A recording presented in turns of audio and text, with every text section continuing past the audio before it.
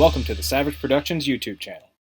Hey everybody, welcome back to the Savage Productions YouTube channel. Today we're going to be working on this 78, I believe, F-150 here. And this thing has some pretty cool stuff going for it. The owner has some pretty cool plans for it. Let me get the camera turned around here and I'll have Dad show us or tell us what's going on with the car.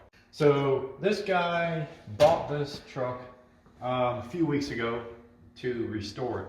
And this thing was built in the 80s, obviously. If you see this thing, it was completely built in the 80s. This thing was in magazines and everything. So the guy that originally built this car, or this truck I should say, Yeah. he had... It was in trucking? Yeah, it was in trucking magazines. Oh. Yeah. Hey. Yeah, I see that. That's in trucking, all right.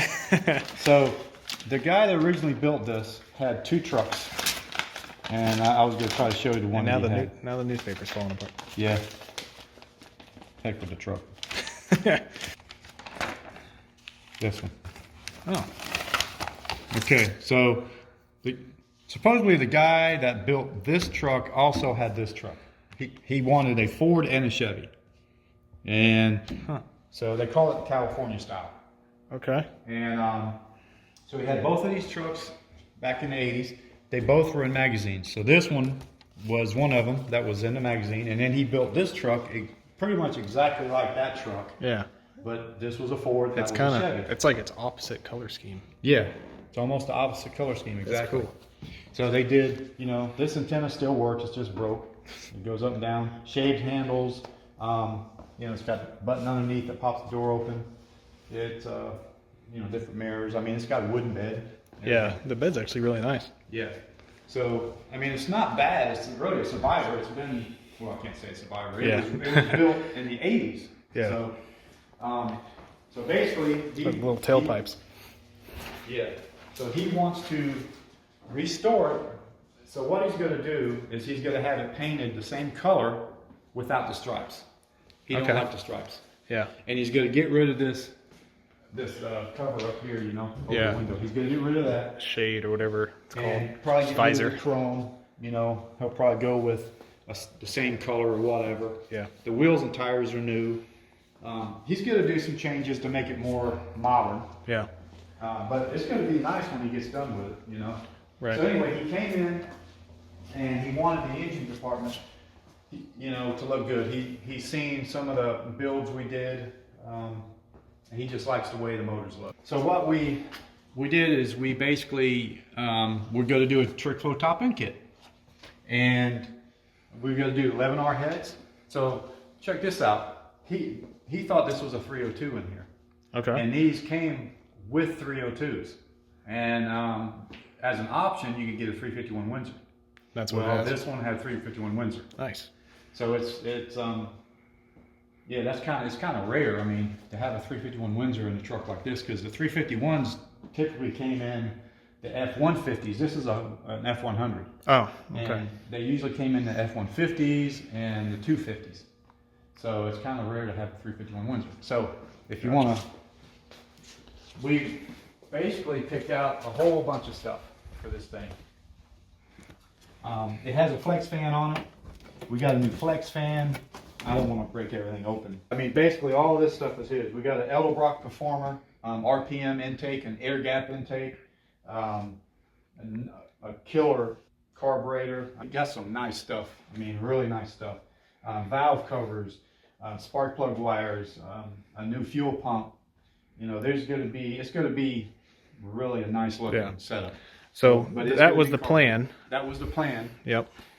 So I started pulling everything apart to do the heads and the cam. Right. And as soon as I pulled the intake off and the valve covers, this is what we found.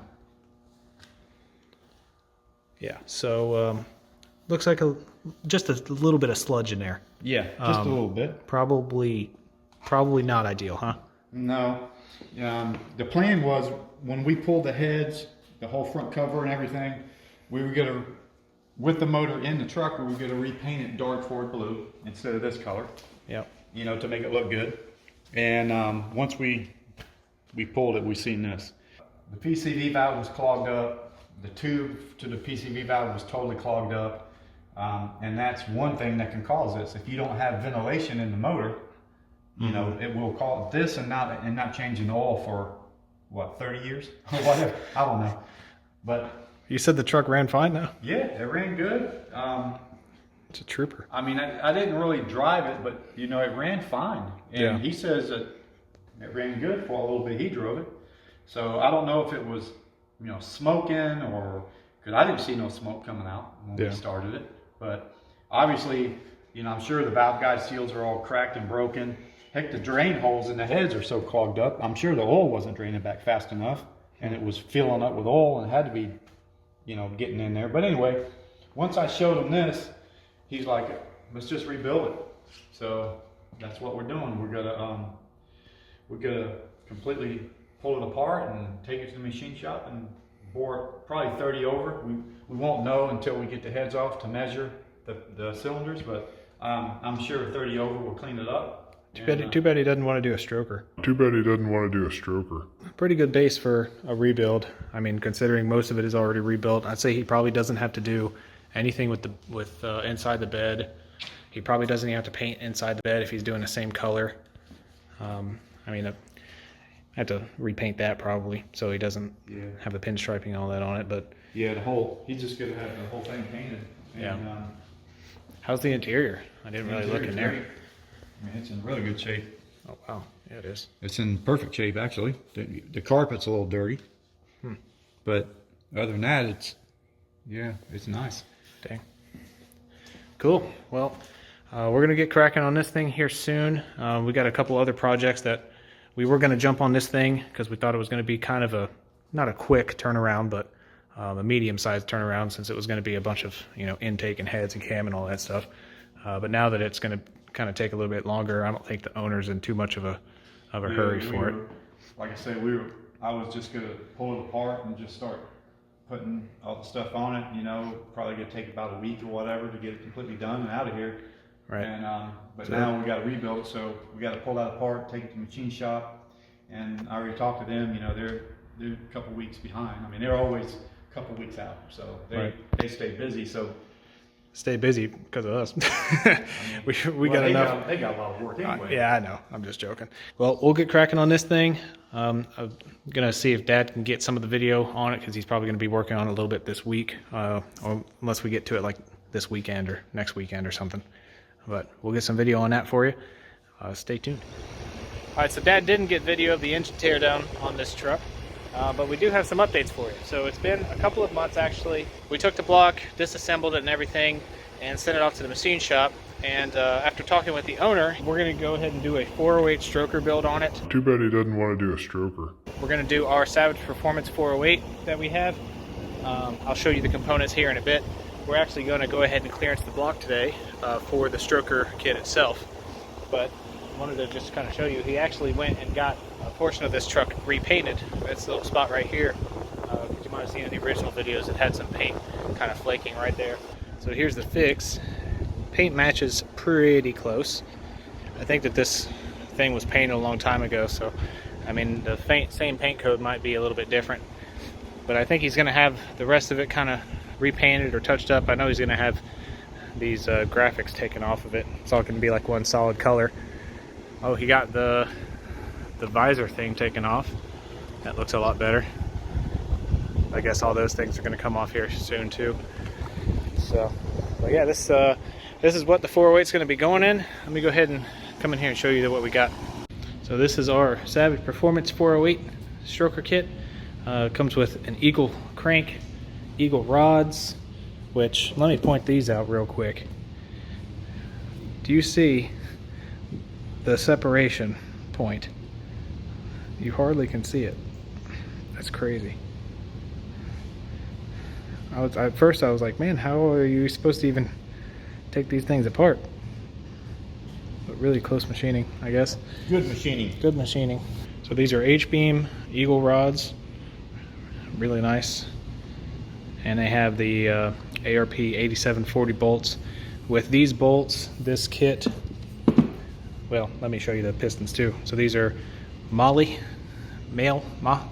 was it? We just figured out how to say this properly. Mala, that's right. Just figured out how to say that properly today. Yeah, it's well, it ends with an E, right? Yeah. But it's German? It's German, yeah. Yeah, it's German. Mala. So Mala. they pronounce it Mala, even though it ends with an E. Yeah, I thought it was male. Yeah, and some people call it Molly. Yeah. But it's actually Mala. So we have the Mala. So we have the Mala pistons, eagle rods, eagle crank, and this is actually the 800 horsepower rated kit. And the weak link there are actually the rod bolts. Yeah. You could upgrade the rod bolts to the ARP 2000s, which is a completely different bolt, and then the kit would support about 1200. Yeah. But being a stock 351 block, and we're not going to fill it with concrete or anything like that, they're rated really only about to 750. So I'd say on the motor, this thing's probably going to put down what do you think? It's going to be about 600, probably 650. 600, 650? 600, 650, something like that. To the flywheel or to the wheels? It's going to be through a big old automatic.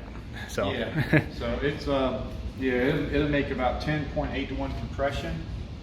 It's got some killer heads. These heads are Pro Max cylinder heads. They're CNC ported. They actually are custom made heads. They're where are they at? Alabama or Georgia? I forget. So we're actually a dealer for them. Oh, yeah. And when you order the heads, they're made to order. So it depends on how busy they are. It could take 2 weeks. It could take 2 months. And what size heads are these? So these heads are 210 cc heads. Okay. These they have a 185 cc. They're all CNC ported when they make them right from the get-go. The 185s have a 205 valve, intake valve, 1.6 exhaust. These are 210 cc heads, 208 valve, 1.6 exhaust, and they make good power. I mean, it's 210 cc head. Right. So what, yours are 205, right? Yeah, yours are 205. Yeah, mine are 205. But yours has 208 valve. Yeah. And I looked at the flow numbers, and these actually flow a little bit more than yours. Not much. They're pretty close. Yeah. So these, man, for the price, you can't beat these. That's why we're actually the dealer for these now. So. Right. So they, it's gonna it'll make 600 or so easy with this motor. It's probably gonna make more like 650, but the compression, we're coming in about 10.8 to 1. That's why we ended up having to use a little bit of a dish piston here. We definitely had to do, you can get a dish piston with this kit. You can get a dish with no valve release, or you can get a dish with valve release. We went with the valve release because we're going to run somewhere around a 600 lift hydraulic roller cam. Okay. And we needed that clearance for these. Are we doing a trick flow cam? No, it's going to be it's all comp. Okay. It's a comp cam. So this block, it's an old block. So it's a 78. So it is not set up for a roller. So we're actually doing a comp cams hydraulic roller kit that comes with link bar style lifters. Oh, okay. And yeah, I mean it's really affordable, man. It's a billet cam, link bar lifters, and you just can't beat it. Cool. So what we're doing today is we're actually going to be clearancing the block for this crank and where the rods go, because with a stroker kit, at least on like a 302 or 351 based engine, we definitely on the 302s. We'll see what we have to do with the 351s, but you have to do some clearancing, mainly on like the bottom of the cylinder walls or on the top up here. You have to kind of take a little chunk out where the rod goes. yeah, it'd be right in here. Yeah. On each one. So since we're assembling it, we have to do all the clearancing. So we're going to go ahead and record that today, show you kind of how we do it. It is a little, I guess, scary if to think about that you're kind of chopping into a block, but you just got to take it slow and mark up exactly where you got to do. Make sure that the part that you cut out isn't too deep to where your piston ring it comes out below it. We actually almost had that issue on my old 331. Yeah, they cut that one. They clearance it to death. Yeah, too much. Yeah. So we're going to try not to do that and just clearance it what we need to. And we'll tell you the specs and the process and everything along the way. Okay, so all the bearings are on the mains here, and we oiled them up, made sure that it's all oiled up. Got this little valley oiled up properly too. Made sure it's all slick. On the thrust bearing, we'll make sure that you get oil on both sides here as well. And then oiled up everything on the crank, all the different journals. And then where the thrust bearing goes is in the middle. You want to get on the sides too, same thing. And then just take this and put it in here very carefully. Resist the urge to spin it as much as possible when you don't have the caps on. You know, some people say that if you spin it like that, it's going to prematurely wear out these bearings over the other ones, but I mean, you just don't want to spin it forever. Just do whatever you need to do to spin it to check the clearance, and then when you're assembling it, same deal. Okay, so now we actually need to put two rods in and connect them to the pistons, obviously. These are going to be really final assembled to these pistons, so we're going to go ahead and put the moly lube on it. So if you all saw the video where we assembled the 416, or where Dad assembled the 416, the LS motor, the clips that they had for that, it actually had two clips on each side of the wrist pin, and the clips themselves had a little hole at the end. So you can put a special tool in there to where it would take it, flex it, pull it together, and then you pop it in and let go. But these are a little bit different.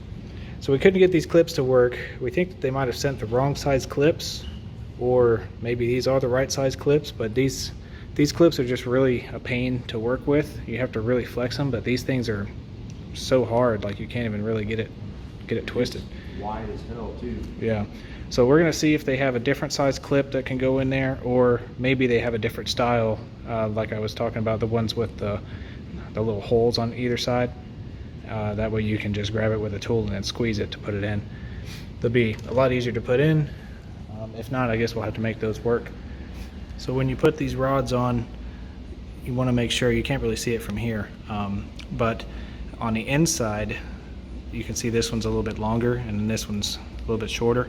The inside, with the one that's longer, has a bevel on it, and you want to put that up against the bevel on the journal of the crank, and then the two flat sides go together when the two rods fit together, and then this side also has a bevel to go this way. Wanted to mention that before we put it on, but he went ahead and put the rods in. So now I guess you slowly spin it over. You just want to check all the clearancing spots. Pop the light on. So right there, and you want at least 60 thousandths clearance between any moving part, 60 to 80. Why don't you get your feeler gauge? Well, you can use something that's, that's bigger. Mm-hmm. Which I'll get my feeler gauge too, but measure how big that is. Yeah, but I can tell you it's obviously going to be enough. This thing is on the flat side, it's 96 thousandths. Okay. And then on the big side, it's 101. Okay. So some people use a certain size, like welding rod. Oh yeah. But I mean, so it's at least that. Yeah. See, I can go right through there. Spin it. Well, let me go to the closest point. See right there? See how it's closer down there? Yeah. Right about there. Okay. So this ain't going to go through there, of course. Right. Okay, so the closest point that we can find on that bolt down there was actually two different spots. Check this out. It was a place right in here where this right here is the 60 thousandths combined, and when we try to fit it behind here,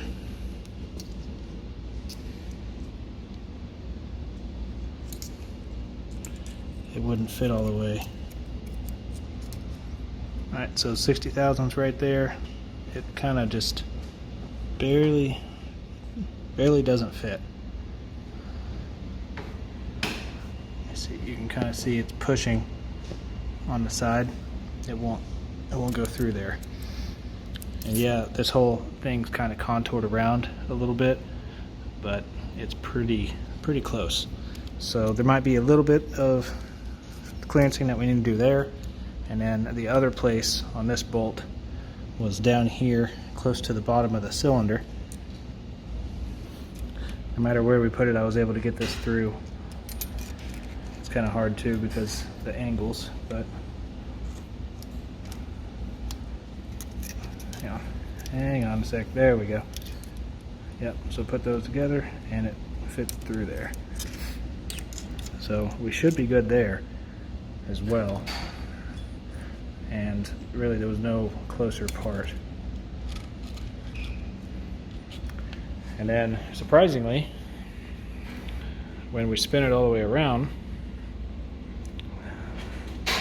this one actually has a lot more room than the other one.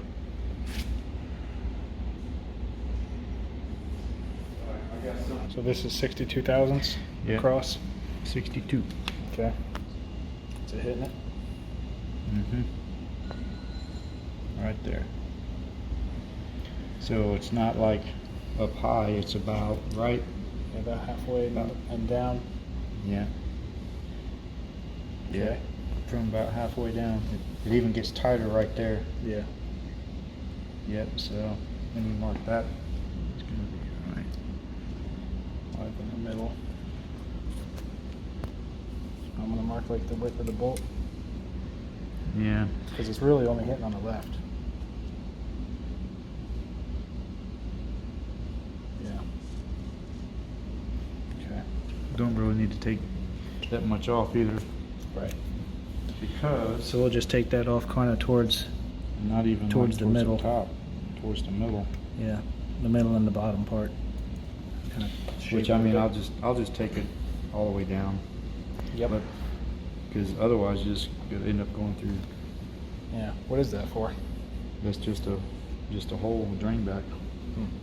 See the Okay. the oil pump is here. This is where the oil pump bolts up. Right. So Okay. that's just I don't want to take it So completely do we off. want to go ahead and mark the cylinder wall too while we're at it? Yeah. Let me check it though. Okay.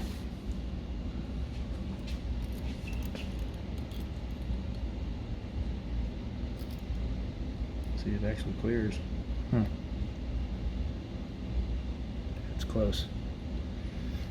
Yeah. I mean, it's clearing it. This is 62 thousandths. Right. I could take just a little bit off of it while I'm there. Might as well. You right? That's hell. It's not even touching it. That's got to be about 65 thousandths. Yeah. I mean, definitely would rather have more than less, and we're already going to have metal shavings in this area. Yeah. So now we're going to mark it. And then this side's really good. Do we want to take any out of the other parts too? Or are we just going to check each one? We'll check each one. It's probably going to be pretty much the same though. My guess is. I mean, if we made it level like this, kind of where that dot is, and made it level. Mm-hmm.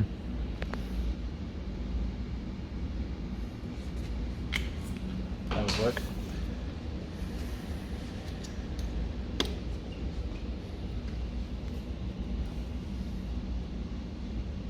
Wow, I can't believe it. Yeah. Can't believe it's clearing it, man. With this stroke, this thing should be really close, but yeah, it's clearing it. Yeah, I think you're right. I guess the pistons don't come down, or the cylinders don't come down as far into the bottom of the block. Yeah, I mean that's. I really don't even need to touch that. That's crazy. They say that normally whatever it is on one side, it's going to be that way on all of them, but we got to check them. Right.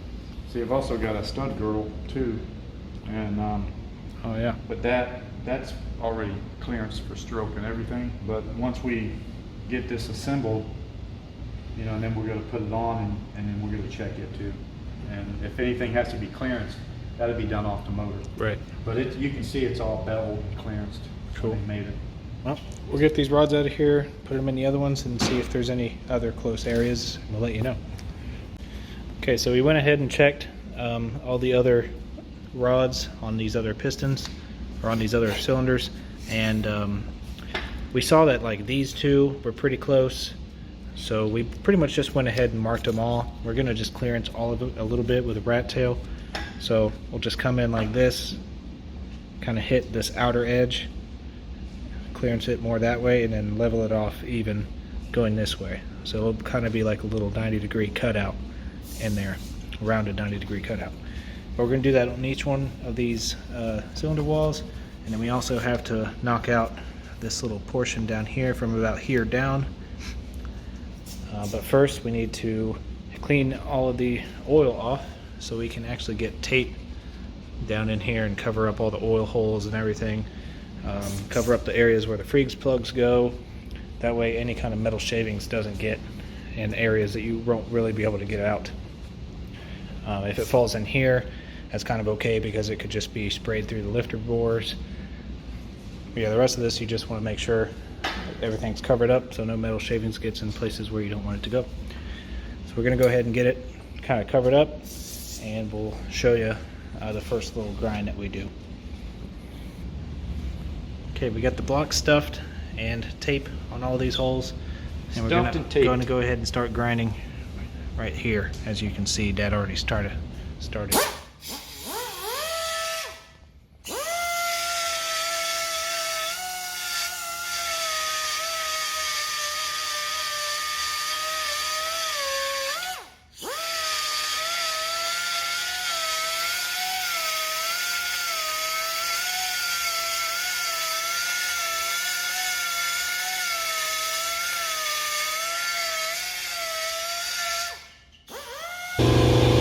That's all we're going to do on that part right there. Yep. Now we're going to start on the cylinder wall part.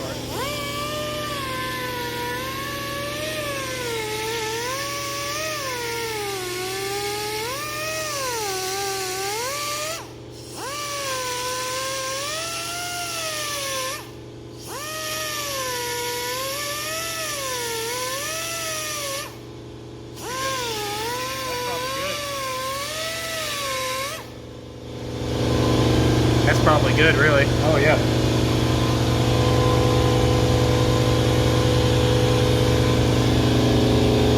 Not much needed.